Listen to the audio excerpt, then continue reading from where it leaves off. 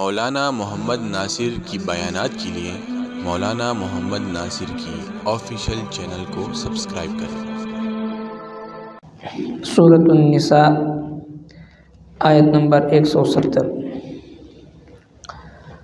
अऊज़ु बिल्लाहि मिनश शैतानिर रजीम। बिस्मिल्लाहिर रहमानिर रहीम। या अय्युहन नास क़द जाअकुमुर रसूलु बिल हक़्क़ि मिर रब्बिकुम फ़आमिनू खैरन लकुम वइन तकफुरू फ़इन्न लिल्लाहि मा फ़िस्समावाति वल अर्द वकान अल्लाहु अलीमन हकीमा। सदक़ल्लाहुल अज़ीम। दीन मख्की आयत मुबारकों की अल्लाह जल्ल शानहू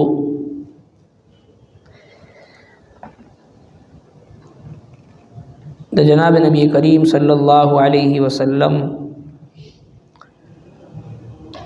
यहूदियान ता मुशरिकीन ता दावत वर्कवल और दागुई द तरफना इनकार चिकल उशु रब कायनात दख्पल महबूब पैगम्बर सल्लल्लाहु अलैहि वसल्लम ताला इरशाद फरमायल چې د دوی په انکار باندې ته غمجن کېږه مه، ستا د رسالت او د نبوت او د صداقت گواهی الله رب العالمین ورکي، فرشتي ورکي، لہذا د دوی سره شهادت د دوی په شهادت باندې څه کمی نه راځي. او کوم خلکو چې کفر وکړو، انکار وکړو، ظلم وکړو، الله تبارک وتعالی بدوی ته مغفرت نه کوي او نه بدوی ته د هدایت لار خي سوا د جهنم د لارې نه. نن چې کوم آیت مبارکه ده آیت نمبر 170 پدې آیت کریمه کې الله سبحانه و تعالی ټول خلق ته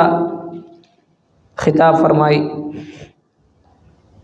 یا ایها الناس. الناس کی ټولو انسانانو ته، نارینو زنانو ته، ټولو خلکو ته، مسلمانانو ته، کافرانو ته، مشرکینو ته او دغسی یهودو نصارو ته ټولو ته خطاب دی. او ته فرمایي چې یا ایها الناس، ای خلکو. نو چونکہ قرآن کریم هدل للعالمین دی، د ټول عالمونو د پاره د هدایت ذریعہ ده. او قرآن کریم چې کوم محبوب پیغمبر لور کړی شوی دی، هغه محبوب پیغمبر رحمت للعالمین دی، د ټول عالمونو د پاره رحمت دی. عالم انسانیت د پاره، عالم جنات د پاره، عالم حیوانات او نباتات د پاره، جمادات د پاره،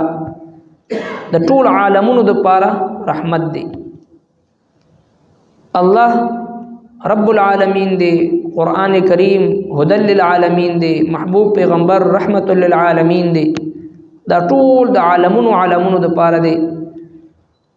نو الله رب کائنات چونکه رب العالمین دی،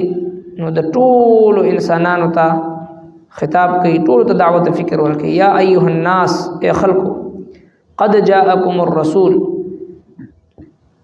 راغلی دی تاسو ته رسول، تاسو ته دا رسول بالحق، په حق سره، من ربکم، تاسو د رب د طرفنا. دی ربکم کې دی خلقو ته یو دعوت فکر دی چې ای خلقو، چې څومره انسانانی ستاسو د رب د طرفنا، بربکم من ربکم، ستاسو د رب د طرفنا راغلی. چونکه الله جل شانه د ټول رب دی، دغه ربوبیت واسطه الله جل شانه ورکي. ستاسو د رب د طرفنا، رب چاته وي؟ مفسرین کرام فرمایي چې رب هغه ذات ته وي چې هغه تدریجن بالترتیب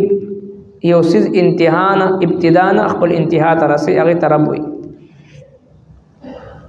څرنګه چې دا انسان دی ابتداءً یو حقیر او بدبوداره نطفه تر دې پورې چې انسان په خپل باندې دا غینا نفرت او کرکه کوي او داغه د وجود نه جدا کېدو سره په مسلمان باندې غسل فرض شي او هغه چې په بدن په کپڑا باندې لګي نه انسان دا غینا نفرت محسوسي هغه صفا کوي او ناپاک هم دی منځ مو سره نکېږي. او علم نخلقکم من ماء مهین موږ تاسو نه پیدا کړی یو د اوبو ګنده څخه وبونه خلق من ماء دافق پیدا کړی شوی دی یو جټکا او ټوپ وهن کی د اوبو نه داسې اوبو چې هغه حقیر او بیکار. الم یک نطفه من منی یمنا من نطفه علقه فقدره انسان پیدا کړی شوی دی یو نطفه نه دی. او بیا په سوره مومنون کې الله جل شانه تفصیل ذکر کړی دی ثم خلقنا النطفه علقه نطفه دغه نطفه الله تبارک وتعالى بیا علقه جوړ کی او دغه علقینا علقه معنا د ویني لوتړه نطفینا علقه شي د ویني لوتړه شي او بیا ثم خلقنا النطفه علقه فخلقنا العلقه مضغه بیا د وینینا د غوخي مضغه جوړ شي او بیا فخلقنا المضغه عظاما اغینا بیا اډو کې جوړ شي فكسونا العظام لحما او بیا په هغه اډو کې باندې غوخه راشي ثم انشأناه خلقا آخر او بیا الله تبارک وتعالى فرمایي چې مونږ پیدا کو دا جوړ کو نور تدریجن چې کوم د دې ترتیب دی فتبارك الله احسن الخالقین پس برکت والا دی اغزاد چې کوم ډیر خپل پیدا کون کی د ټولو نه خیسته پیدا کون کی ذات دی. نو لہذا رب اغزاد دی چې کوم سیز ابتدانا تدریجن ابتدانا انتها ته رسي. نو لہذا الله رب کائنات مونږ او تاسو له دعوت فکر راکې چې انسان په خپل وجود باندې غور او فکر وکا چې ستا وجود دا په خپل ذات باندې کارخانه قدرت دی دا الله رب العالمین د قدرت یو ډیر لوی شاهکار دی چې کله په خپل ځان باندې سوچ او فکر وکړي. رب کائنات فرمایي وفي خلق وفي انفسکم افلا تبصرون زما د توحید دلایل تاسو په خپل وجود کې موجود دي پدې باندې سوچ او فکر نه کوي. د ټول دنیا ماهرین راجم شي چې هغه ځان ته سوي او لوی فلسفران لوی ساينسدانان او لوی ډاکټران او ماهرین راجم شي د انسان د سترګو د پاسه چې کوم پرده لګي الله رب کائنات چې پدې کې کم یو قدرتی د فوارې نظام سټ کړی دی د ټول دنیا ماهرین راجم شي یو دانشي جوړوي. یو بزرگ فرمایي چې ماته د امریکای نه یو ملمراغ یو ډېر لوی ماهر او لوی ډاکټر و چې کله د شپې خوراک سکاک مهمان نوازي وشو او هغه چې د خپل آرامګاه کې خپل بیډ باندې ډډه وهلي ناست او زه ته رخصت شوم لاړم وې سهار تهجد ټیم کې پرالم چې د تهجد مانځه د پاره پاسوم نیک انسان چې ګورم هغه ډاکټر صاحب هغه هيئت سره ډډه وهلي ناست دی. ما وته چې تاسو آرام ونکو هغه ما ته وی چې زما شپږ کال وشو د زړه تمنا او ارزو می داد چې چې سر کېدم او له خوب کوم خدمت شپږ کال نه په بلخ باندې سر نه دی خي وجه داد چې الله رب کائنات د انسان په دې بدن کې په دې مړی کې د سیوسز پیدا کړی د سیوال په شان دي چې کله خوراک کوي نو هغه دنه خوراک پرې دی او چې کله خېټه ډک شي نو هغه بیا بهر خوراک نه را پرې دی. که سړی خوراکو کې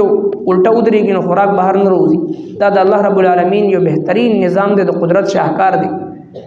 نو هغه ډاکټر صاحب وایي زما دغه وال چې دی خراب دی چې زه خوراک وکم روټۍ مې خوړلې معده کې سوي او په بلخ باندې سر کېدم نو هر څه په خولې باندې واپس راوځي. نو رب کائنات داسې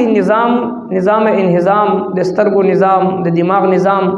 الغرض رب کائنات فرمایي وفي انفسکم افلا تبصرون تاسو په خپل وجود کې زما د توحید دلایل موجود دي او دغه سي الله رب کائنات خپل د قدرت هغه شاهکار منتخي یو خاون د یو علاقې وي ښځه د بل علاقې وي دواړه کېنولی شي د قرآن کریم یو څو آیتونه د دوی په منځ کې ولوستلی شي او د هغې په شهادت او په ګواهۍ باندې دي یو بل دپاره حلال شي خاندان جدا وي قوم قبیله جدا وي علاقه جدا وي برادري جدا وي سوچ او فکر جدا وي تر دې پورې بعض اوقات ژبه هغه جدا وي تکلم جدا وي خو رب کائنات د دوی په منځ کې داسې محبت واچوي فرمای رب کائنات چې ومن آیاته ان خلقکم من نفس واحده وخلق منها زوجها ليسكن الیها زما د توحید نخونه دا دی چې تاسو مې د یو نفس نه پیدا کړی او بیا دغه نفس نه دغه جوړه بیبي مې پیدا کړه او بیا د ښځې او خاوند په منځ کې داسې محبت او داسې الفت ما واچولو لتسكن الیها ليسكن الیها چې تاسو دغه په خوا کې سکون او اطمینان حاصلوئ دا محبت اچولو والا څوک دی دا د الله رب کائنات ذات دی نو لہذا الله رب العزت په خپل د ربوبیت واسطه ورکوي یا ایها الناس ای خلکو دا کتاب دا پیغمبر د داسې ذات ته طرف نه غلی چې هغه من ربکم ستاسو رب دی نو چې هغه ستاسو رب دی تاسو د یو حقیر نطفې نه دومره اشرف المخلوقات پیدا کړي دي مقام ته رسولی نو فآمنوا خیرا لکم نو ایمان وروړئ په خپل رب باندې فآمنوا ایمان وروړئ تاسو خیرا لکم غوره به وي ستاسو دپاره ایمان وروړل هم ستاسو فایده ده د الله تبارک وتعالی څه فایده په دې کې نشته چې هغه ته څه فایده رسي یا د هغه په نعمتونو کې څه اضافت کېږي یا ستاسو په کفر باندې نعوذ بالله هغه ته څه نقصان رسي نه فآمنوا خیرا لکم ستاسو خپله خیر او فایده په دې کې ده چې تاسو ایمان وروړئ وان تکفروا که چې تاسو انکار وکړو فإن لله ما فی السماوات والارض نو بېشکه د الله دې څه چې په اسمانونو کې څه په ځمکه دی وکان الله علیما حکیما او الله جل شانه پوها د حکمت خاوند دی نو چې کله یو مؤمن ایمان وروړي اعمال صالحه کوي د تقوا پرهیزګاري زندگی تیری نو خیر لکم ستاسو دپاره خیر دی د انسان خپله فایده ده الا بذکر الله تطمئن القلوب د الله په عبادت د الله په اطاعت د الله په بندګۍ کې د بنده خپل سکون دی د زړه چین او سکون دی د روح غذا د الله ذکر دی او د روح سکون د الله جل شانه سره قلبي تعلق دی او د انسان د دنیا او د آخرت نجات د ګناه نه پاکیزه زندگی ده پرکیف او پرسکون او پر اطمینان زندگی چې مسلمان ته ملاویږي هغه د تقوا او پاکیزگی او طهارت والا زندگی کې الله جل شانه ول ورکي چې کوم د ګناه د نحوست نه ډکه زندگی وي د ګناه د تیارو نه ډکه زندگی وي هغه د بیچین او اضطراب او د پریشانی او د مشکل ژوند وي ځکه الله تبارک وتعالی د نیکو اعمالو سره زموږ استاد خوشحالي او اطمینان او ژوند تړلی دی فآمنوا خیرا لکم یا ایها الناس ای خلقو قد جاءکم یقینا راغلی د تاسو ته رسول دا رسول بالحق په حق سره من ربکم تاسو د رب د طرفنا فآمنوا نو ایمان وروړئ خیرا لکم نو غره به تاسو دپاره وان تکفروا کچری تاسو انکار وکړو فإن لله نو بشک د الله دی ما فی السماوات والارض سچ په اسمانونو کې دی او سچ په ځمکه دی وکان الله علیما حکیما او دی الله جل شانه په د حکمت خاوند صدق الله العظیم ربنا تقبل منا انك انت السميع العليم وتب علينا انك انت التواب الرحيم برحمتك